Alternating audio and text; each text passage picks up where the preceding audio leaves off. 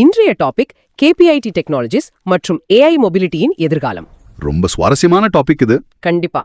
விவாதத்திற்குள் செல்வதற்கு முன் எங்களின் இந்த முயற்சியை ஊக்குவிக்க தயவு செய்து இந்த வீடியோவை லைக் செய்து சப்ஸ்கிரைப் பண்ணுங்க. கண்டிப்பா பண்ணுங்க. உங்க சப்போர்ட் எங்களுக்கு ரொம்ப முக்கியம். ஆமா. அப்புறம் நேயர்களுக்கு ஒரு முக்கியமான சர்வீஸ் அனௌன்ஸ்மெண்ட். நாங்கள் இப்போது போர்ட்ஃபோலியோ அனாலிசிஸ் மற்றும் ரீஸ்ட்ரக்சரிங் சர்வீஸை ஆரம்பித்துள்ளோம். இந்த சர்வீஸ் மூலமாக உங்கள் போர்ட்ஃபோலியோவின் டீடைல் ரிப்போர்ட் உங்களுக்கு கிடைக்கும். இதில் உங்களுக்கு விருப்பம் இருந்தால் டிஸ்கிரிப்ஷனில் உள்ள மெயில் ஐடிக்கு எங்களுக்கு மெயில் செய்யவும். ஓகே, இப்ப நம்ம டாபிக் உள்ள போலாமா? எஸ், விஷயத்திற்கு வருவோம். ஆட்டோமொபைல் துறை கடந்த 100 ஆண்டுகளில் இல்லாத ஒரு பெரிய மாற்றத்தை சந்தித்து வருகிறது. ஓகே, இதை நம்ம கொஞ்சம் டீப்பா அனலைஸ் பண்ணுவோம். ஒரு காலத்துல குதிரை வண்டியிலிருந்து இன்ஜின் வண்டிக்கு உலகம் மாறியதை விட இது மிகப்பெரிய மாற்றம். இந்த மாபெரும் மாற்றத்தின் நடுவில் ஒரு ஐடி நிறுவனமான KPIT எப்படி வந்து நின்னாங்க? இவர்களோட பயணம் எங்கே ஆரம்பிச்சது? இத புரிஞ்சுக்க நம்ம 2019ஆம் ஆண்டிற்கு செல்லணும்.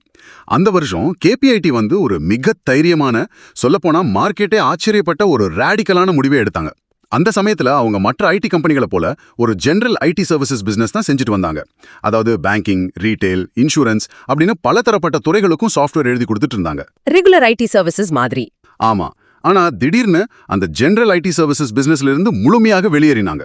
இனிமேல் நாங்க கார்களுக்கும் வாகனங்களுக்கும் மட்டுமே சாஃப்ட்வேர் எழுதுவோம்னு முடிவு செஞ்சு முழுவதும் ஆட்டோமோட்டிவ் சாஃப்ட்வேர்ல மட்டுமே கவனம் செலுத்துற ஒரு பியூர் பிளே நிறுவனமாக மாறினாங்க. ஒரு நிமிஷம், இது ரொம்ப பெரிய ரிஸ்க் இல்லையா? ஒருவேளை ஆட்டோமொபைல் துறையில் மந்த நிலை வந்தா ஒட்டுமொத்த கம்பெனியும் முடங்கிடுமே. நீங்க கேட்பது மிக நியாயமான கேள்வி. ஆரம்பத்துல பல மார்க்கெட் வல்லுநர்களும் அப்படிதான் நினைச்சாங்க. ஆனா அந்த ரிஸ்க் எப்படி அவர்களுக்கு மிகப்பெரிய பலமா, ஒரு எக்கனாமிக் மோட்டா மாறியது என்பதுதான் இங்க இருக்கிற சுவாரஸ்யம். அது எப்படி ஒரு பலமா மாறும்? இதை இப்படி யோசிச்சு பாருங்க. ஜெனரல் ஐடில ஏகப்பட்ட போட்டி. அங்கே நீங்க ஆயிரக்கணக்கான கம்பெனிகளோடு விலையை குறைச்சு சண்டை போடணும். ஆனா ஆட்டோமோட்டிவ் சாஃப்ட்வேர் அப்படிங்கிறது மிகவும் சிக்கலான, உயிரோடு சம்பந்தப்பட்ட ஒரு துறை. உயிரோடு சம்பந்தப்பட்ட துறைனா பாதுகாப்பை குறிப்பிடுறீங்களா? எக்ஸாக்ட்லி. ஒரு பேங்கிங் ஆப்ல பக் வந்தா பணம் அனுப்புவது சில மணி நேரம் தாமதமாகும். கஸ்டமர் கோவப்படுவார், அவ்வளவுதான். ஆனா ஒரு காரோட ஆட்டோமேட்டிக் பிரேக்கிங் சிஸ்டம் சாஃப்ட்வேர்ல பக் வந்தா அது மனித உயிருக்கே ஆபத்து. ஆமா, அது ரொம்ப சீரியஸான விஷயம். அதனால கார் தயாரிப்பு நிறுவனங்கள், அதாவது OEMs, எந்த ஒரு சாதாரண ஐடி கம்பெனி கிட்டையும் இந்த வேலையை கொடுக்க மாட்டாங்க. அந்த துறையில் ஆழமான நிபுணத்துவம் உள்ள ஒருத்தரை தான் தேடுவாங்க. அதனால KPIT இதுல டீப் ஸ்பெஷலிஸ்டாக மாறியது அவர்களுக்கு அசைக்க முடியாத ஒரு தனித்துவத்தை அளித்தது. வாவ், அது ஒரு மிக தெளிவான பார்வை. சாதாரணமாக எல்லாவற்றையும் செய்யும் நிறுவனமாக இருப்பதை விட ஒரு விஷயத்தில் உலகத்தரம் வாய்ந்த நிபுணராக இருப்பது லாபகரம். கண்டிப்பா. சந்தையில் உள்ள சாதாரண ஐடி கம்பெனிகளால் இவர்களுடன் போட்டி போடவே முடியாது. சரி, மொபிலிட்டி டெக்ல நிபுணத்துவம் பெற்ற பிறகு அவங்க யாருக்காக வேலை செய்றாங்க?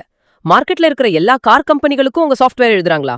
இல்ல, அங்கேதான் அவர்களோட அடுத்த மிக முக்கியமான ஸ்ட்ராட்டஜி இருக்கு.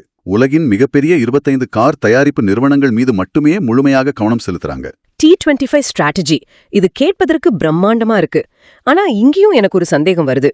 வெறும் 25 வாடிக்கையாளர்களை மட்டுமே நம்பியிருப்பது மிகப்பெரிய கிளையன்ட் கான்சென்ட்ரேஷன் ரிஸ்க் இல்லையா? நீங்க சொல்ற பாயிண்ட் புரியுது. அந்த 25 நிறுவனங்கள்ல 2 பெரிய நிறுவனங்கள் திடீரென KPIT-யை விட்டுட்டு வேறு கம்பெனிக்கு மாறிட்டா KPIT-இன் ரெவென்யூ கடுமையா பாதிக்கப்படுமே.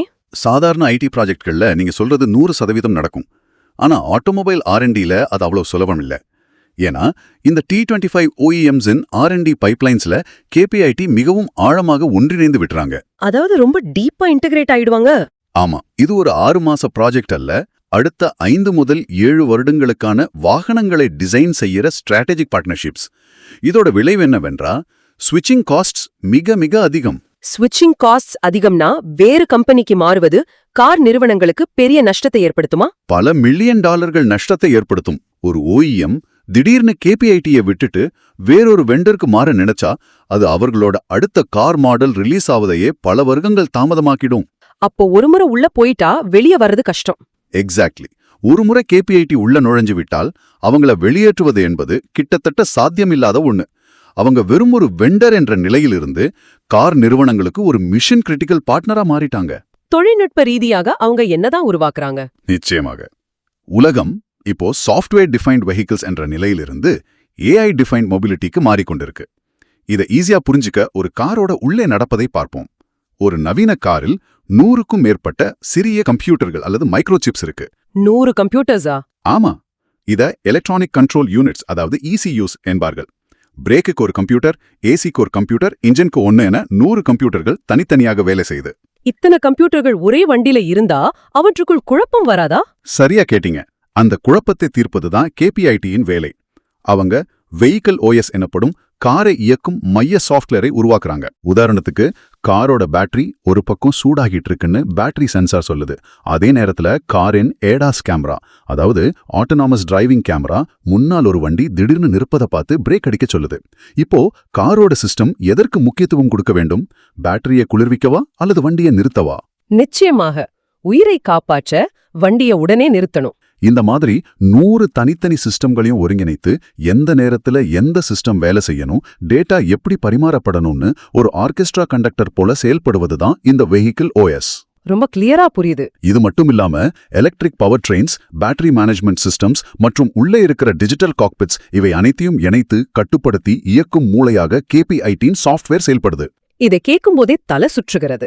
ஒரு கார் இப்படி பல சிக்கலான முடிவுகளை மில்லி செகண்ட்கள் எடுக்கணும்னா அதோட பின்னால் கோடிக்கணக்கான வரிகள்ல கோடு எழுதப்பட்டிருக்கணும். ஆமா, பல மில்லியன் லைன்ஸ் ஆஃப் கோட். இவ்ளோ பெரிய R&D தேவைகளை ஒவ்வொரு புது கார் மாடலுக்கும் ஒரு நிறுவனம் எப்படி இவ்ளோ வேகமா பூர்த்தி செய்ய முடியும்?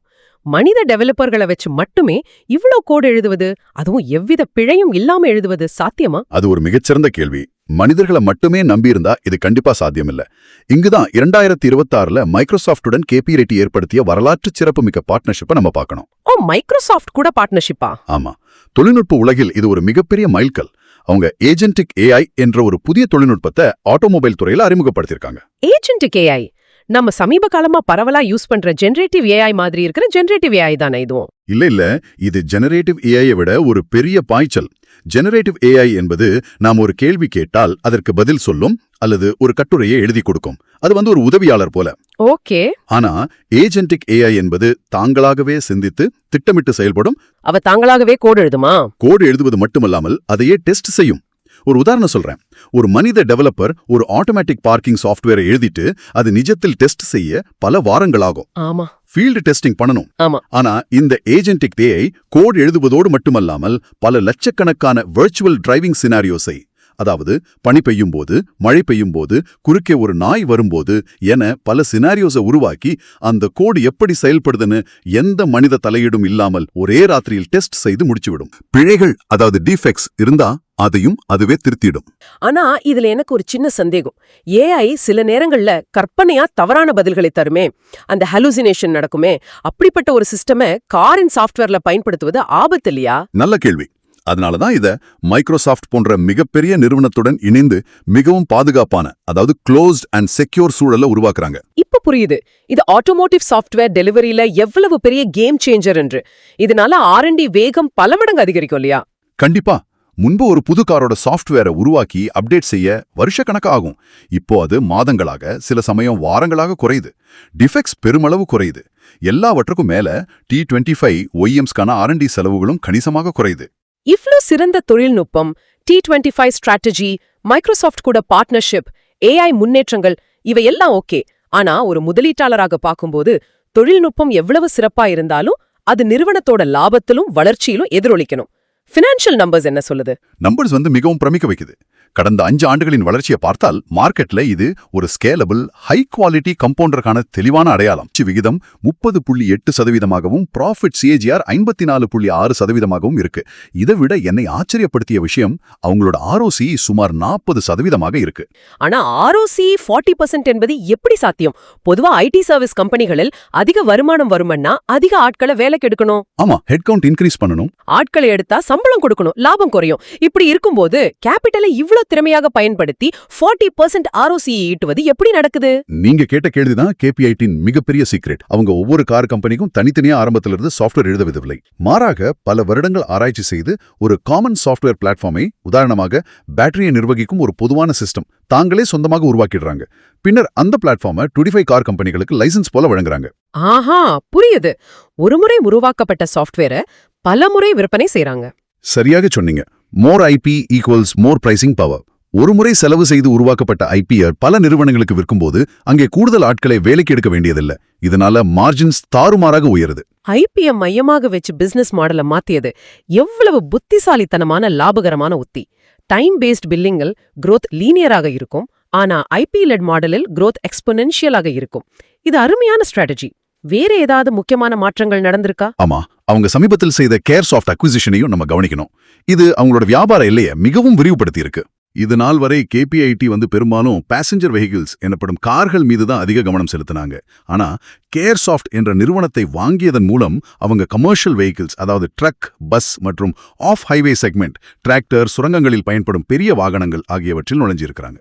அப்படியென்றால் இது வெறும் கார்கள் சம்பந்தப்பட்ட விஷயம் மட்டுமல்ல, ஒட்டுமொத்த மொபிலிட்டி ஈகோசிஸ்டமையும் குறிவைக்கும் நகர்வு இது. ஆமா, எதிர்காலத்தில் ஒரு பெரிய விவசாய நிலத்தில் தானியங்கியாக டிராக்டர்கள் இயங்க வேண்டும் என்றாலும் அதற்கும் கேபிஐடியின் சாஃப்ட்வேர் மூளை தேவைப்படும்னு சொல்றீங்க. மிகச்சரியாக பிடிச்சிங்க. இது வாகனங்களின் எதிர்காலம் முழுவதையும் தங்களுக்குள் கொண்டு வரும் ஒரு முயற்சி. இது அவர்களோட குளோபல் பொசிஷனிங்க மிகவும் வலிமையாக்குது. கொடிகட்டி பறக்கறாங்க. ஆனா பங்குச்சந்தையில இதோட வேல்யூவேஷன் ஏன் சமீபத்துல குறைஞ்சது? அது ஒரு முக்கியமான பாயிண்ட். இந்த ஸ்டாக் விலை குறைந்ததை பார்த்து பல முதலீட்டாளர்கள் பயப்படுறாங்க. இது ஒரு ரிஸ்கா அல்லது ஹிடன் ஆப்பர்ச்சுனிட்டியா? மார்க்கெட் இந்த ஸ்டாக்கை டீரேட் செய்துள்ளது என்பது மறுக்க முடியாத உண்மை. 2024ல இதோட பீக் பிஇ சுமார் 74x ஆக இருந்துச்சு. ஆனா இப்போ கரண்ட் பிஇ சுமார் 23x ஆக குறைந்துள்ளது. 74லிருந்து 23 என்பது மிகப்பெரிய சரிவு. இதுக்கு என்ன காரணம்? நிறுவனத்தின் அடிப்படை கட்டமைப்பிலோ வாடிக்கையாளர்களிடமோ எந்த தவறும் இல்ல. இதற்கான முக்கிய காரணங்கள் 2: குளோபல் ஆட்டோ ஸ்லோடவுன் மற்றும் ஷார்ட் டேர்ம் சென்டிமெண்ட் பிரஷர். ஓ, மேக்ரோ எக்கனாமிக் ஃபேக்டர்ஸா? ஆமா, உலக அளவில் அமெரிக்கா மற்றும் ஐரோப்பாவில் வட்டி விதிகள் அதிகமாக இருந்ததால் மக்கள் புது கார்கள் வாங்குவதை கணிசமாக குறைச்சாங்க. விற்பனை குறைந்ததால் கார் தயாரிப்பு நிறுவனங்களின் R&D பட்ஜெட் சற்று சுருங்கியது. இது சாதாரணம்தான். பங்குச்சந்தை எப்போதுவே குறுகிய கால செய்திகளுக்கு மிகவும் உணர்ச்சி வசப்படும். அடுத்த 3 மாதங்களில் லாபம் குறையுமோ என்று பயந்து ஸ்டாக்கை விற்றுவிட்டார்கள். பங்குச்சந்தை எப்போதுமே அப்படித்தானே. ஒரு கார் கம்பெனி இன்று விற்பனை குறையுது என்பதற்காக அடுத்த தலைமுறைக்கான AI சாஃப்ட்வேர் ஆராய்ச்சியை நிறுத்திட முடியாது. அப்படி நிறுத்தினால் அடுத்த 10 வருடத்துல அவங்க மார்க்கெட்டை விட்டே காணாம போயிடுவாங்க. ஆமா, நீங்க சொல்றது 100க்கு 100 உண்மை. ஒரு சிறந்த நிறுவனம் உலகளாவிய குறுகிய கால சவால்களால் நியாயமான விலையில் கிடைக்கும்போது அது நீண்டகால முதலீட்டாளர்களுக்கு ஒரு மிகச்சிறந்த வாய்ப்பாகவே அமையலாம். மிக அருமையான விரிவான பகுப்பாய்வு. கமெண்ட்ஸ்ல சொல்லுங்க, அடுத்து எந்த ஸ்டாக்கை அனலைஸ் செய்ய வேண்டும். உங்கள் விருப்பங்களை நாங்க தெரிஞ்சுக்காவலாக இருக்கோம். இந்த வீடியோவை பார்த்ததற்கு நன்றி. இந்த டாபிக் பற்றிய உங்க கருத்துக்களை எங்களோட பகிரவும். இது எஜுகேஷனல் பர்பஸ்க்கு மட்டுமே உருவாக்கப்பட்ட கான்டென்ட். எந்த ஒரு முதலீட்டு முடிவை எடுக்கும் முன்பும் தயவு செய்து உங்க ஃபினான்ஷியல் அட்வைசரை கன்சல்ட் செய்யவும். மீண்டும் அடுத்த ஆழ்ந்த விவாதத்தில் சந்திப்போம்.